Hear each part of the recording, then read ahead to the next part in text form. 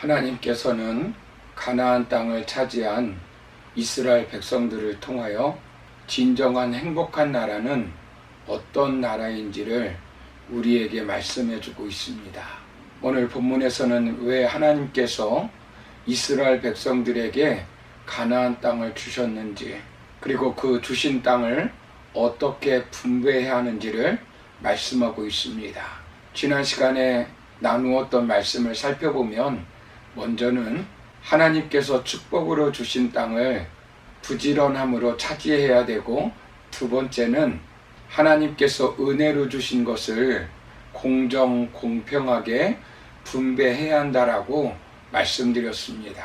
오늘 마지막으로 살펴볼 것은 누림의 원리에 대해서 살펴볼 텐데, 하나님의 은혜로 누려야 한다는 것입니다. 땅을 차지하고 분배를 잘 하였다 할지라도 그것을 가지고 잘 누리지 못하면 결코 행복한 삶을 살 수가 없습니다. 하나님께서는 진정 가나안 땅에 들어가 살게 한 이유가 무엇인지를 알게 하기 위해서 땅을 분배할 때 특별한 내용의 말씀을 주셨습니다. 본문 14절을 보시면, 오직 레위 지파에게는 여호수아가 기업으로 준 것이 없었으니 이는 그에게 말씀하신 것과 같이 이스라엘의 하나님 여호와께 드리는 화제물이 그들의 기업이 되었음이니라 라고 말씀합니다. 레위 지파에게는 땅을 분배하지 않은 것입니다. 레위 지파는 요단강을 건널 때도 최전방에 서서 물에 들어갔습니다. 가장 위험 부담이 컸습니다. 레위 지파가 죽으면 다른 사람들은 들어가지 않아도 됩니다. 레위 지파는 여리고성 전투에서도 가장 앞서서 법궤를 메고 돌았습니다. 그들은 전투에 참여하지 않은 것이 아닙니다. 그런데 그들에게는 땅을 주지 않았습니다. 그렇다면 왜 레위 지파에게 기업을 주지 않은 이유가 무엇일까요? 14절을 보시면 화제물이 기업이 됨이라고 말씀합니다. 33절에서는 이스라엘의 하나님이 그들의 기업이라고 했습니다. 요단 동편 서편에서도 마찬가지입니다. 14장 3절을 보시면 레위 지파에게 땅을 주지 않았습니다. 다른 지파로부터 48개의 성읍과 목초지를 할애받았을 뿐입니다. 레위 지파가 땅을 받지 못한 이유가 무엇입니까? 레위 지파는 하나님의 거룩한 일, 곧 성소에서 봉사를 하기 위해서 구별되었기 때문에 그들은 제사를 드린 음식을 먹게 하였습니다. 생계에 전념하지 말고 하나님의 일에 전념하라는 것입니다. 각 지파에 흩어져 신앙생활을 지도하게 하기 위해서입니다. 무엇보다도 중요한 것은 하나님이 기업이 되게 하신 것입니다. 신령한 예배 그 자체를 통해서 그 기업이 나타난 것입니다. 그래서 11조와 헌물을 통해서 생활하게 하였습니다. 레위 지파가 하나님의 것을 분배받아 살았습니다. 그 하나님의 것이 무엇입니까? 바로 11조와 헌물입니다. 하나님께서는 아무것도 없이 노예 생활을 하던 이스라엘 백성들을 가나안 땅에 들어가서 살게 하였습니다. 그때 12지파가 있었는데 레위 지파를 선택하여 성전을 맡아 전적으로 일하는 사람들을 만들었습니다.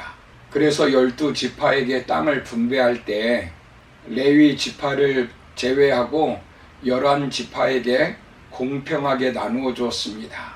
레위 지파는 땅이 없으므로 11지파가 땅에서 거둔 소득의 10분의 1을 헌물하게 하여 레위 지파에게 나누어 주었습니다. 이것이 바로 11조입니다. 레위기서 27장 30절에 보시면 하나님께서 땅의 10분의 1, 곧 땅의 곡식이나 나무의 과실이나 그 10분의 1은 여호와의 것이니 여호와께 성물이라 라고 말씀합니다. 이 제도는 하나님의 창조 질서의 법칙 중에 속한 것이었습니다. 진정한 누림을 이루는 수단입니다. 하나님은 열방의 제사장 나라로 선택한 이스라엘 백성들을 통하여 진정한 경제적 부를 이루는 삶을 기본 제도로 보여주신 것입니다. 하나님 제일주의의 신앙, 모든 것이 하나님의 것이라는 것을 물질로 드러내는 것입니다. 모든 것이 하나님의 것인데 그 중에 10분의 9를 가져다가 쓰는 것입니다. 그리고 10분의 1은 하나님의 것, 하나님의 성물인 것으로 알고 손을 대지 않고 하나님의 뜻을 성취하는데 쓰임받는 물질로 남겨놓는 것입니다. 그런데 이스라엘 사람들은 이것을 시행하지 않았습니다. 모든 것이 자신의 것이라고 움켜쥐고 사용하려고 했습니다. 하나님께서는 그렇게 움켜쥐고 있는 이스라엘 백성들을 모든 것 잃게 만들었습니다. 결국 바벨론에게 멸망하여 가나안 땅을 잃어버리고 집도 농토도 잃어버렸습니다. 하나님은 모든 것을 잃어버린 후 포로 생활하는 그들에게 너무나 답답하여 말라기 선지자를 통해서 분명하게 말씀합니다. 구약 성경의 맨 마지막 성경인 말라기서 3장 7절을 보시면 모든 것을 잃어버린 그들을 향하여 진정으로 복받는 길, 나라가 재건되고 부강해지는 길로 돌아오라고 말씀하고 있는 것입니다. 어떻게 돌아갑니까? 말라기서 3장 8절을 보시면 하나님의 것을 도적질하고 있는데 그것을 하나님께 돌려주라는 것입니다. 곧 그것이 11조와 헌물이라고 말씀합니다. 말라기서 3장 9절을 보시면 이들이 나라가 망하고 부강한 나라가 되지 못한 것은 하나님의 것을 도적질했기 때문이라는 것입니다. 온 나라가 하나님의 것을 도둑질했기 때문이라는 것입니다. 그래서 하나님을 시험해 보라는 것입니다. 그러면 어떻게 한다는 것입니까? 하늘문을 열고 너희에게 쌓을 것이 없을 만큼 부어주시겠다는 것입니다. 11절을 보시면 황충을 금하게 만들어 주신다는 것입니다. 토지의 소산을 멸하지 않게 만들어 주시겠다는 것입니다. 포도나무의 과실이 기한 전에 떨어지지 않게 만들어 주시겠다는 것입니다.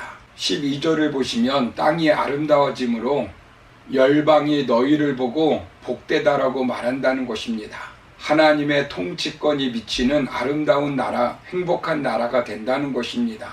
사랑하는 성도 여러분, 하나님이 왕이 되신 나라가 되는 것입니다. 11조를 하면 적극적으로는 복을 쌓을 곳이 없도록 부어주시고 소극적으로는 재난이 없어지고 대외적으로는 열방이 인정할 만큼 복을 받는다는 것입니다.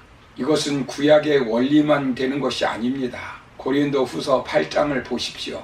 사도 바울 때 마게도냐 교회가 참으로 어려웠습니다. 환난도 많고 시련도 많았습니다. 고린도 후서 8장 2절을 보시면 환난의 많은 시련 가운데서 저희 넘치는 기쁨과 극한 가난이 저희로 풍성한 연보를 넘치도록 하게 하였습니다 라고 말씀합니다. 힘대로 할 뿐 아니라 힘에 지나도록 자원하여서 하였습니다. 그런데 그렇게 헌금하여서 어떻게 되었습니까? 고린도 후서 8장 13절 이하를 보시면 이는 다른 사람들은 평안하게 하고 너희는 공고하게 하려는 것이 아니요 균등하게 하려 함이니 이제 너희의 넉넉한 것으로 그들의 부족한 것을 보충함은 후에 그들의 넉넉한 것으로 너희의 부족한 것을 보충하여 균등하게 하려 함이라.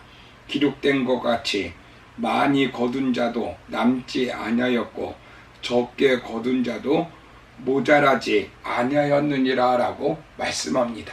함께 행복해지는 공동체를 만드는 것입니다.